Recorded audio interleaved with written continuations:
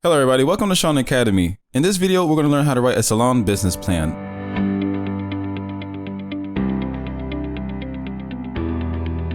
My name is Shaun and I'll be your business advisor in this video. Now, the first thing we're going to do is we're actually going to hop out of this presentation slide here and we're going to go straight to Grammarly.com. I highly recommend using Grammarly.com when you're writing your business plan, as far as it'll help you. If you make any spelling mistakes, it'll just correct it for you automatically. Now, the first thing we're going to do here is we're going to create a title and we're going to call it Salon Business Plan. Alrighty, so we have Salon Business Plan as our title. Now the next thing we're going to put is 1.0 Executive Summary. Executive Summary. And we're going to put 1.1 Opportunity. And we're going to put Problem. So this is just basically we're organizing our section. This is going to be very important when you're typing up your business plan on Google Docs or Microsoft Words. Essentially, it's just going to be able to it's going to be for when you're doing your table of content. So it's going to keep everything organized for you. So what we're going to do here, I'm just going to highlight this, make this a second heading, and with these two, I'm just going to bold it, make everything look a little more organized and very neat. Now the next thing we're going to do.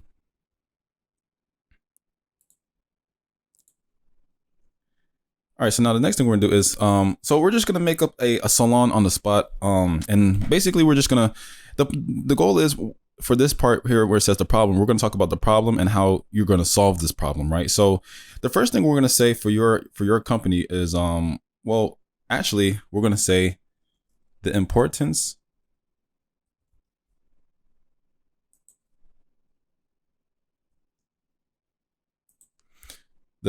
of first impression cannot be overstated.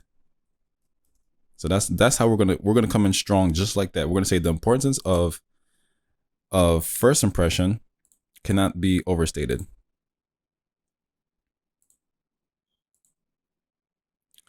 Then we're gonna say a great haircut is essential for making a good first impression. Not everyone can afford to spend several $100s and several hours getting a good haircut. A lot of families are on a tight budget and they require a location to complete this work. So you can see here, here's the problem. Well, first let me actually check my spelling here. A great haircut. Okay, I see. Alrighty, now so as you can see here, let me space this. All right, now you can see the problem. Opportunity 1.1 problem. The importance of a first impressions cannot be overstated. A great haircut is essential for making a good first impression. Not everyone can afford to spend several $100s and several hours getting a good haircut. A lot of families are on a tight budget and they require a location to complete this work. So basically, as you can see here, we're stating the problem for our potential investors so they could be able to see, oh, okay, there is a problem there. I didn't know about that, you know? Now, they may not be facing that kind of problem, but they need to understand what's going on and how you're going to go about, you know, rectifying that problem. So now the next important thing, right after we put the problem, now the next thing we're going to talk about is the solution. Now this is where you come in. So we're going to say solution.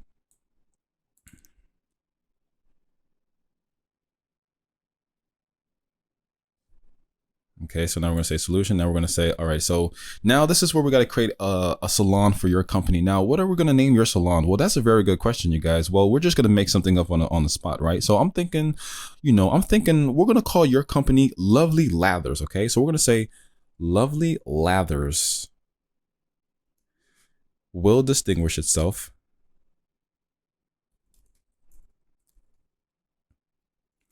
by providing exceptional customer service, right? So exceptional customer service is what is how you're going to distinguish yourself, right? Because if there's a lot of salons around your location, right? So we have to be able to kind of say, well, how are we going to stand out? Because if there's one salon over there and there's another salon over there, we need to we need to figure out how we can kind of like, be able to still attract customers to our business so that you can be able to achieve profitability. So we're going to say something of the lines of, providing exceptional customer service, or we're going to say something along the lines of, the way how we're going to go about branding ourselves using social media, marketing, and what else? Basically we're just going to be brainstorming a lot of ways that we're going to stand out so that we could be able to attract the customers to your business so that you could become more prominent, more dominant, and be able to achieve financial prosperity. So the next thing we're going to say here is we're going to say this is especially important in the quick salon space, which Lovely Lathers operates in, because margins are lower and the goal of a quick salon is to turn over customers quickly. So as you can see here, we say that we're operating, Lovely Lathers operate because margins are lower and the goal of the quick salon is to turn over customers quickly. So basically, your customers, what you're trying to target is customers who are just trying to hurry up, get in there, get out. They just want to get their hair done, get themselves looking pretty, for the next interview. Interview is coming up, so the interview is coming up the next day, so they want to go to your salon today so they can look good for tomorrow's interview or for tonight's dinner date with with somebody who they like. So you're just basically just saying, look, the goal is we're trying to make people look pretty as possible in a timely manner. And that's how we're going to achieve profitability. Now we're going to talk a little bit more about the market, right? So now the next section here, we're going to put market. And then, so as you can see here, we're keeping everything very organized section by section so that people can, your investors can see. We have executive 1.0 executive summary. Then we put 1.1 opportunity. So this is all talking about opportunity. So we're talking about the problem, then we're talking about the solution. Now we're going to talk about the market so they can understand what's going on in the industry. So now what we're going to say here is the hairstyling industry is highly fragmented with national chains like Regis Corporation. We're going to put the Regis Corporation operating diverse franchises, catering to all market segments, as well as thousands of mom and pops salons with limited scope and service. The hairstyling industry is highly fragmented with national chains like Regis Corporation operating diverse franchise catering to all market segments, as well as thousands of mom and pop salons with limited scope and service. So basically we're telling the investors, look, this is what's going on in the industry. We have a lot of competition going on. We have a big corporation that we're competing against. We also have a lot of mom and pop businesses that we're also going to be competing against. So this is how we're going to basically, this is how we're going to claim some of the market share. And, we're going to go about doing certain tricks in order to make that happen. So you always want to explain the market so that your potential lender will know what's going on in your field without having to actually be in your field. Right. So now we're going to say, this results in a highly competitive market with low entry and exit barrier. So basically we're saying that now you may have heard about the word low entry and exit barrier. So what that means is any business where anybody can start is usually very, very difficult to achieve profitability, because if anybody can start it, then there's a very good chance that somebody's going to offer a lower price in order to take you out, so that you won't be able to make money off of your business. So usually businesses that are low barrier is something to be very cautious of. But if you have a great plan on how to become dominant, you won't have to worry too much about being having to lower your price, you know. So that's why you want to focus when you're starting your salon business.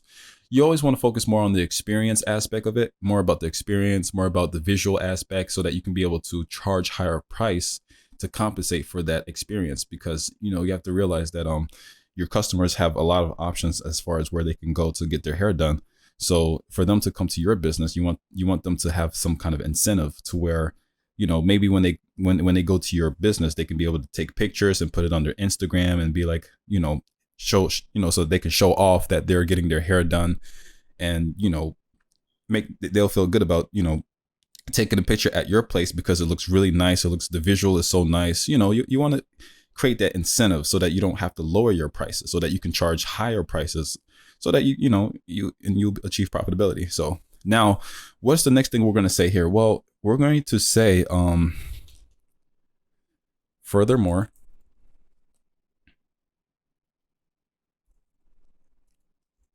clients of hair styling have significant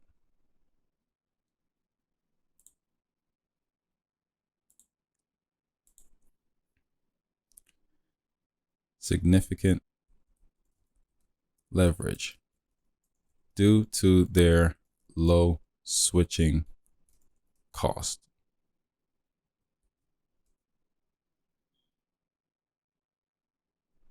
So we're going to also say, however, most businesses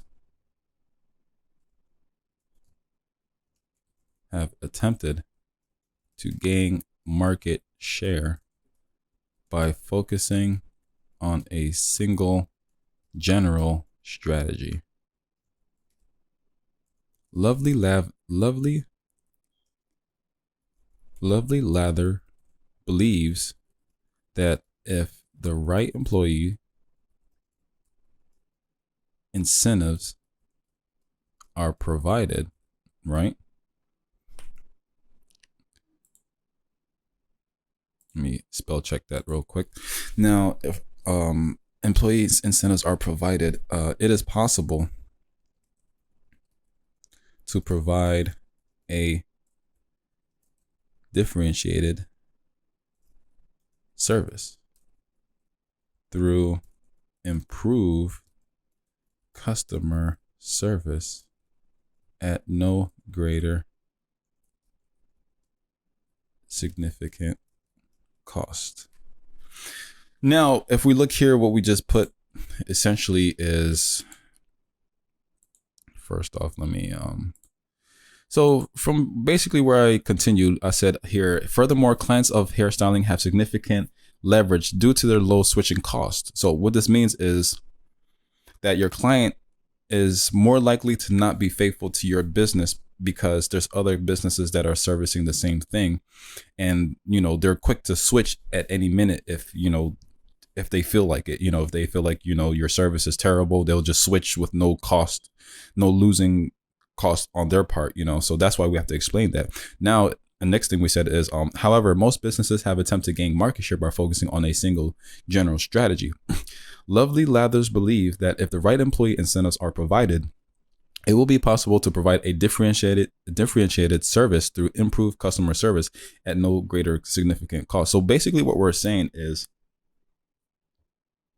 that, you know, one strategy that we could implement is to increase the wages and increase some kind of incentive, maybe like a bonus, maybe not even increase wages. Maybe we can increase bonus. So let's just say you can create like a little I forgot what they call it, but let's just say that customers have the opportunity to review one of your employees, and then whichever employee get the most highest reviews or the greatest reviews, you can give them like a bonus, $100 bonus or something like that. And every employee will know that, so that now if every employee knows, oh, so if my customer service is high, I'll get an extra $100. So that will kind of keep everybody. It's kind of like dangling a carrot in front of your employees to let them know how important customer service is, so that we can be able to still keep the profit going, because this is actually important in salon business, because your clients is really willing to switch from one business to another business if one of your employees doesn't provide good customer service, your client, your customers will switch to another company in a short time notice.